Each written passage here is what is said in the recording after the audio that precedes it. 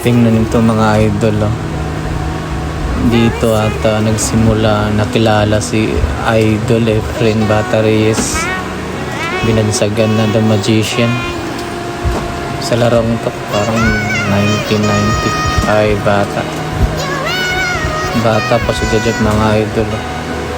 Dito na napabilib yung mga Amerikano kung paano na ginawa yun. Panoorin natin ito mga idol, oh.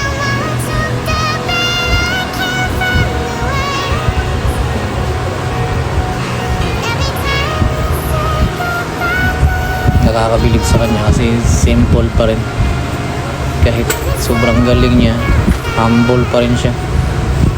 Hindi maangas. Tingnan mga idol paano ginawa mga idol, oh. Oh. Grabe, oh my gosh. Grabe paano niya ginawa yun. Wow.